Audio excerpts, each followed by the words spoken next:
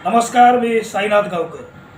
दर्शक हो, आज आपण अशा एका व्यक्तिमत्वाला भेटणार आहोत ज्या व्यक्तिमत्वानं या सिंधुदुर्ग जिल्ह्यामध्ये प्रशासनात अर्थात पोलीस खात्यामध्ये काम करत आपल्या कामाचा एक वेगळा ठसा तर उमटवला, पण प्रत्येकाच्या मनामध्ये कधीही न विसरता येण्याजागी आपली जी जागा आहे ही तयार केली. माझ्या सोबतीनं आहेत कुडाळचे पोलीस निरीक्षक राजेंद्र हुलावले सर.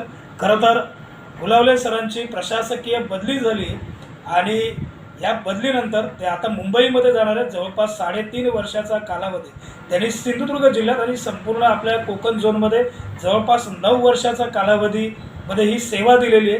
हुलावले सर, सर्वप्रथम मी आपल्या चर्चेमध्ये स्वागत करतो आहे. मुद्दामून ही मुलाखत घेण्याकरता मी आपल्या पोलीस स्टेशनमध्ये आपल्या कार्यालयात आलो, कारण की जनमानसामध्ये पसरलेला अधिकारी किंवा लोकांबरोबर नाळ जोडलेला अधिकारी म्हणून आपल्याकडे पाहिलं जातं. आपण माझे खूप चांगले मित्र देखील आहात, त्यामुळे मला याबाबतची माहिती आहे. सर, काय भावना आहेत, कारण की आता 3.5 वर्षानंतर आपण सिंधुदुर्ग जिल्ह्यातनं मुंबईमध्ये प्रशासकीय बदलीच्या निमित्तानं आपण जाणार आहोत. मुंबईतून जेव्हा सिंधुदुर्ग जिल्ह्यामध्ये माझी जेव्हा बदली झाली त्यावेळी सुरुवातीला एक कुटुंबापासून लांब जायला लागणार होतं. त्याचं थोडंसं घरातल्यांना टेन्शन आलं होतं. मला तसं विशेष कोकण हा माझ्यासाठी विशेष असा नवीन नाही आहे, कारण माझं लहानपण मुंबईला लालबागसारख्या ठिकाणी गेल्यामुळे कोकणातले बरेचसे मित्रमंडळी माझी ह्या जिल्ह्यामध्ये असल्याने मला तसं असं हे वेगळेपणा असा काय जाणवणार नव्हता हे मला माहीत होतं. तर माझ्या कुटुंबामध्ये माझे आईवडील, भाऊ बहीण हे सुद्धा चांगल्या पद्धतीने मालवणी बोलतात. क्या बात आहे. त्यामुळे मला जिल्ह्यामध्ये नाविन्य असं काही नव्हतं. असं फक्त इकडे कुटुंबापासून लांब जायला लागणार, त्यामुळे आईवडिलांना थोडंसं वाईट वाटलेलं, कारण त्यांचं आता वय झालेलं आहे, 80-85 वय असल्यामुळे त्यांना सोडून येताना सुद्धा थोडंसं मनामध्ये वाटलं. पण ठीक आहे, नोकरी म्हटलं म्हणजे सगळीकडे त्या सगळ्या गोष्टी सॅक्रिफाईस कराव्या लागतातच. नाही, निश्चित. आणि साहेब, आपण हे सर्व योगदान देत असताना म्हणजे फॅमिली प्लस इकडचं कर्तव्य, या कर्तव्य देखील आपण तितक्या ताकदीनं पार पाडलं आहे. साहेब, मला खरंच जाणून घ्यायचं आहे, सिंधुदुर्ग जिल्ह्यामध्ये आपण कुठल्या कुठल्या पोलीस स्टेशनला आजपर्यंत सेवा बजावली? सिंधुदुर्ग जिल्ह्यामध्ये जेव्हा पहिल्यांदा आलो त्यावेळी मला आमचे माननीय SP सर यांनी कुडाळ पोलीस स्टेशनला मला नेमणूक दिली होती.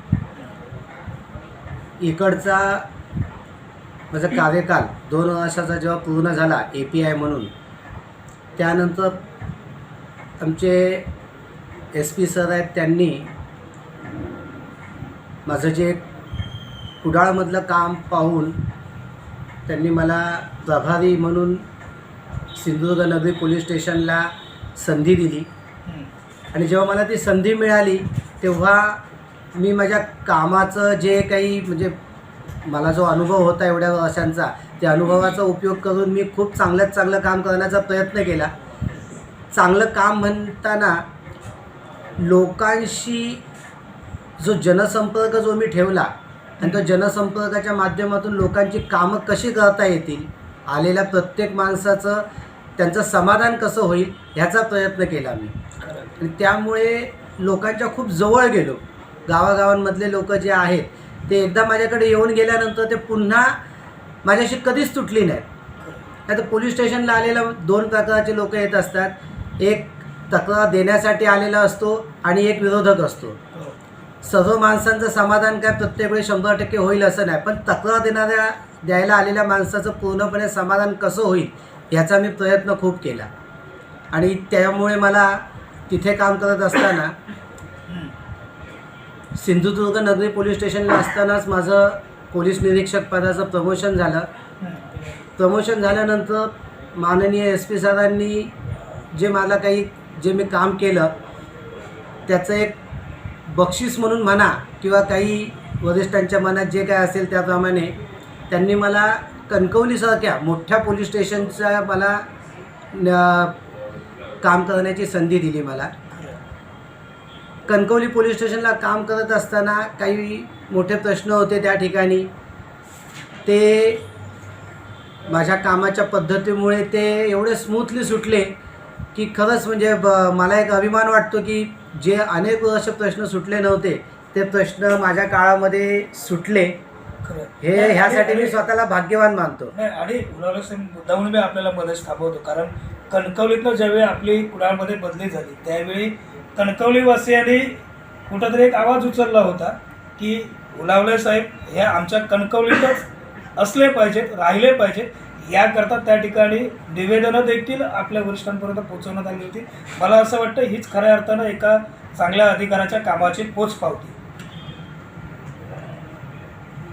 कणकवलीमध्ये काम करत असताना मला जवळजवळ 6 ते 7 महिने तिथे मी काम केलं. त्यावेळी काही प्रशासकीय काही कारणांमुळे SP साहेबांनी मला विचारलं होतं की तुम्ही कुडाळला काम कराल का. तर म्हटलं सर कुडाळमध्ये माझं एवढं म्हणजे जवळीक आहे लोकांशी की तिथे काम करताना मला कुठची अडचण येणार नाही आहे.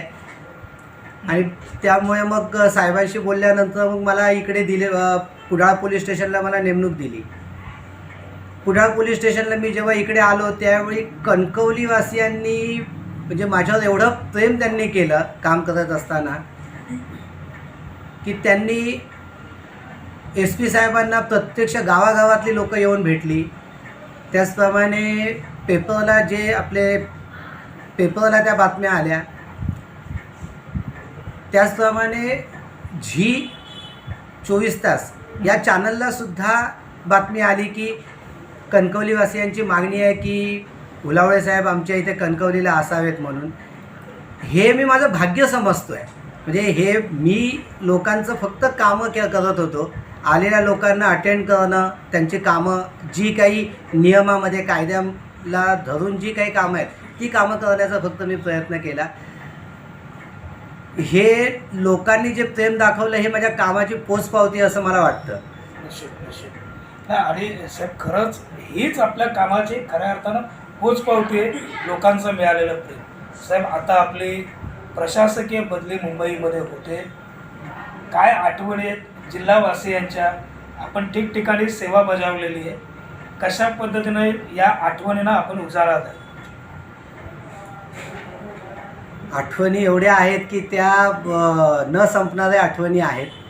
लोकांनी ज्यावेळी लोकांचं जेव्हा माझ्याकडे जेव्हा कुठची तक्रार घेऊन आली आहेत, काय आल्या आहेत, त्यांना ताबडतोब रिस्पॉन्स देणं हे माझं कर्तव्यच आहे.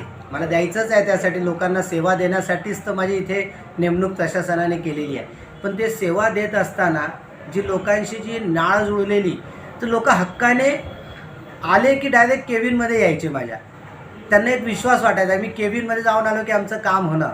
आणि इथे आलेला, माझ्याकडे आलेला गरीबातला गरीब माणूससुद्धा आल्याच्यानंतर तो ह्या ठिकाणी माझ्या इथे येऊन बसत होता.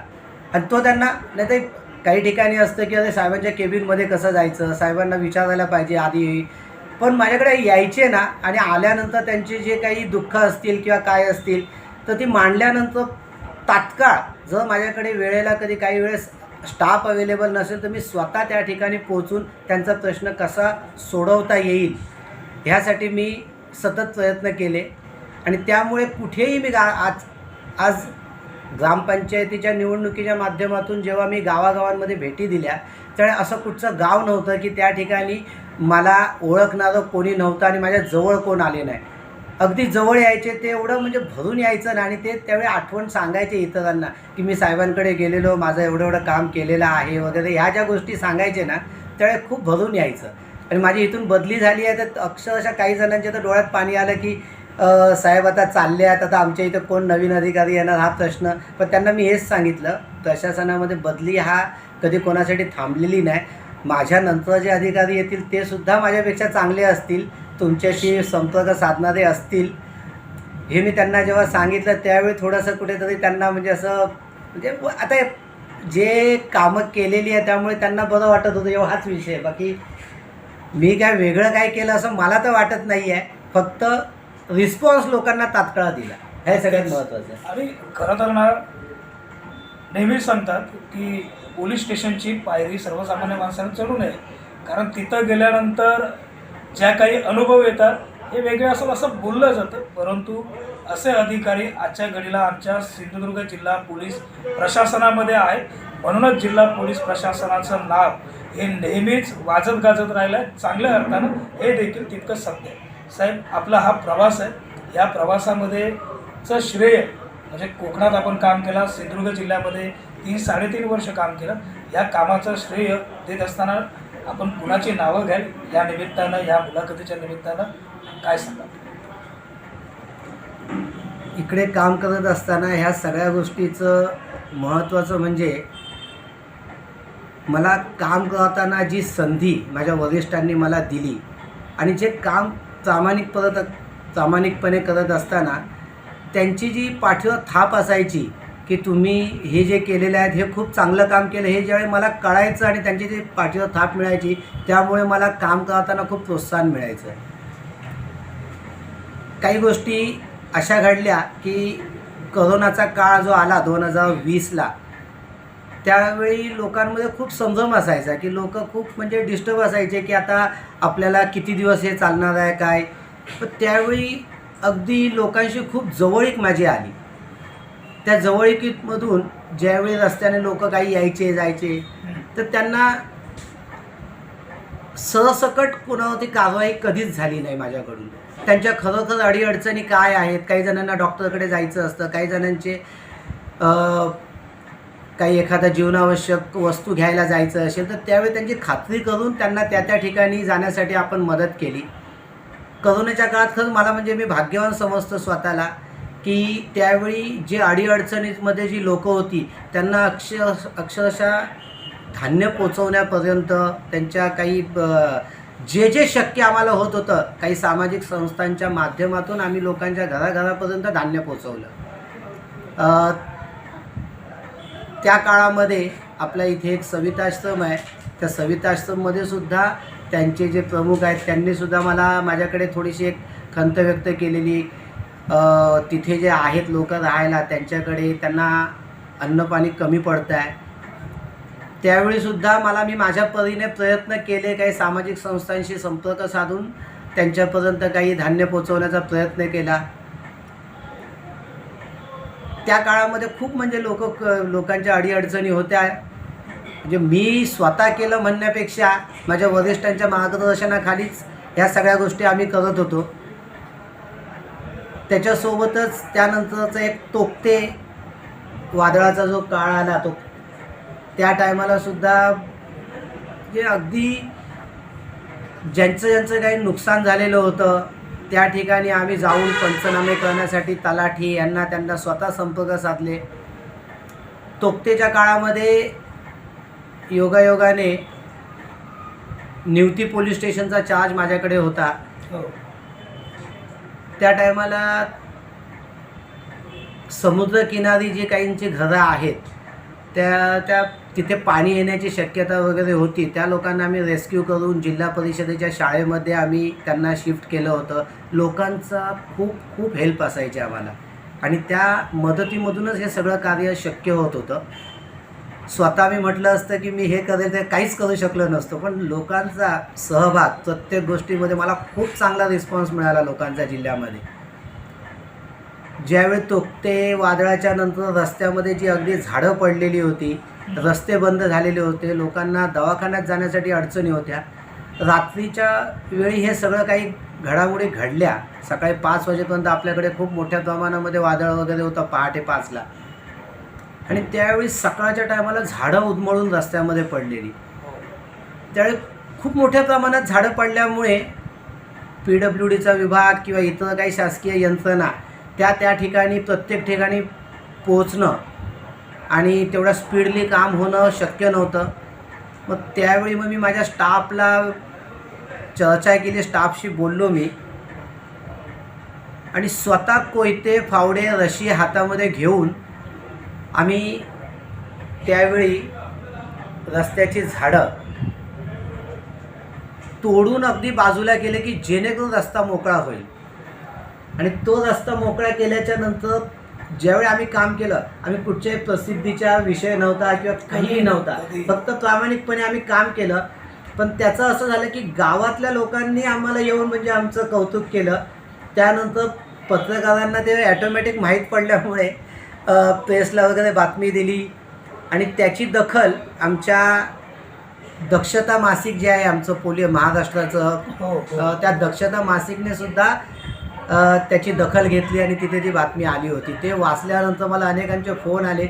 म्हटलं मी काही नाही केलं, मला फक्त जे रस्त्याने ॲम्ब्युलन्स जाणारे आहेत किंवा इमर्जन्सीसाठी ज्या गोष्टीसाठी रस्ते मोकळे पाहिजे होते ते आम्ही केलं आणि ते मी म्हणजे असं ठरवून किंवा असं काहीच नव्हतं, ते ॲटोमॅटिक ते घडत गेलं त्या गोष्टी सगळ्या.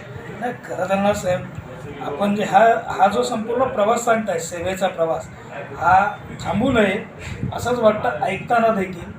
आपण इथून पुढे जाणार आहात साहेब. जिल्हावासियांना नेमकं आता काय आवाहन कराल? कारण आपल्यावरती बराच जे प्रेम आहे हे जिल्हावासियांनी केलेलं आहे, आपलं सुद्धा या सर्वांवरती प्रेम आहे, त्यामुळे नेमकं काय आवाहन कराल? जिल्ह्यामध्ये काम करत असताना मला सगळ्यात महत्त्वाचं एक गोष्ट आढळली, ती म्हणजे लोक कायद्याला मानणारे आहेत, सुशिक्षित आहेत. त्यामुळे इथे गुन्ह्याचं प्रमाण त्यामुळे खूप कमी आहे. फक्त एक मला खंत, एक म्हणण्याच्या दोन गोष्टी मला प्रकर्षाने जाणवल्या की गावागावांमध्ये देवाचा जो विषय आहे मंदिरांचा, तर त्याच्यामध्ये मानपानाच्या ज्या गोष्टी आहेत त्या खूप म्हणजे अशा एक दिसून आल्या की त्यामुळे काय होतं आहे की आम्ही जे नंतरची जी पिढी आहे, जी लहान मुलं आहेत, नातवंड आहेत, त्यांना जो आनंद घेण्यापासून त्यांना थांबवतो आहे. खरं म्हणजे जे गावागावांमध्ये ज्या जत्रा होत आहेत ना, काही लोक अशी आहेत की स्वतःच्या मानापानासाठी मंदिर बंद राहिलं तरी चालेल, देव कुलपाच्या आतमध्ये राहिलं तरी चालेल, पण आमचा मान हा सगळ्यात मोठा. हे जे काही चुकीचं जे काही जाणवलं ते होऊ नये असं मला एक वाटतं. कारण त्याच्यामुळे तुम्ही नंतरच्या पिढीला जो आनंद घेत आहेत ना मुलं, त्याच्यापासून त्यांना थांबवताय तुम्ही. त्यांना जत्रा कळत नाही आहेत त्याच्यामुळे. मग ज्यांना तिथे कसं हे कुठेतरी थांबलं पाहिजे, हे एक मला प्रकर्षाने जाणवलं. त्याच्यासोबत दुसरी एक गोष्ट एक जाणवली की आज जास्त तक्रारी ज्या आहेत त्या भावंडांमध्येच आहे. मग ते सख्खे भावंड असतील किंवा चुलत भावंड असतील, जमिनीचा जो विषय आहे, आणि किती जमिनीचा विषय असावा, तर एक फक्त वय घालण्याचा जो विषय आहे तो, किंवा 1 फूट 2 फुटासाठी आम्ही कुठपर्यंत जायचं ह्याचं कुठेतरी थोडंसं भान ठेवलं पाहिजे लोकांनी. ह्या दोन गोष्टी जर का जिल्ह्यामध्ये जर का त्या सामोपचाराने सुटल्या तर जिल्ह्यामध्ये लोक खूप चांगली आहेत. खूप भरभरून प्रेम दिलं लोकांनी मला. त्यामुळे जिल्ह्याच्या लोकांबद्दल काय असं सांगू, खूप चांगले. तुम्ही खरं तर ना महत्त्वाच्या दोन्ही मुद्द्यांना हात घातला. खरं तर आपण पोलीस प्रशासन म्हणून काम करत असताना ह्या जर दोन गोष्टी आपण बाजूला केल्या तर निश्चित सिंधुदुर्ग जिल्ह्यामध्ये आमच्या वाद हा विषय होणार नाही, हे देखील तितकंच सत्य आहे साहेब. आपला पुढील प्रवास हा याच ताकदीनं आणि लोकांच्या प्रेमानं व्हावा, प्रेमाच्या जोरावर व्हावा, अशा पद्धतीच्या सदिच्छा आमच्या कोकणशाही टीमकडनं देखील आम्ही आपल्याला देतो आहे. त्याचप्रमाणे कोकणशाहीचे जे दर्शक आहेत यांच्याकडनं देखील आपल्या पुढील वाटचालीला मनपूर्वक शुभेच्छा देतो आणि आपली ही चाललेली मुलाखत, या मुलाखतीला इथंच पूर्णविराम देतो. आपण या चर्चेमध्ये सहभागी झालात त्याबद्दल पुन्हा एकदा मनापासून धन्यवाद. थँक्यू.